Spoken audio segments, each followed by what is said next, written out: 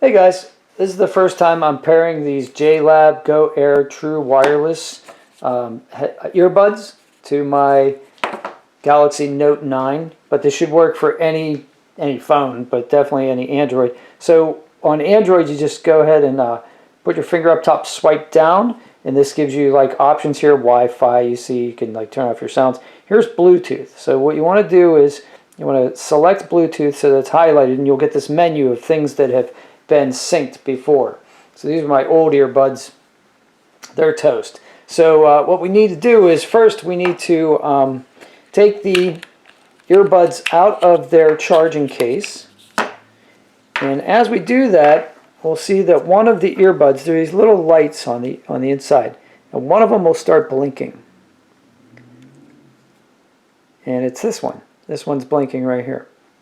Wait for it. See it? So now we hit scan on our phone, the scan button, and JLab GO Air pulls up. So now we hit, it says available devices, JLab GO Air.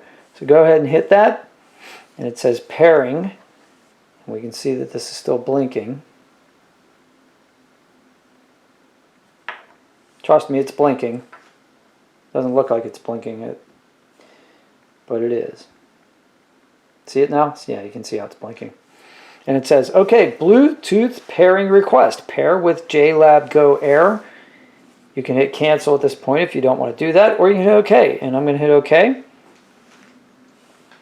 And now it says connected for calls and audio, 100% of battery remaining. It even tells you how fully charged it is. How cool is that? And that's it. That's as simple as it gets. Less than 2 minutes. You got your earbuds paired to your phone.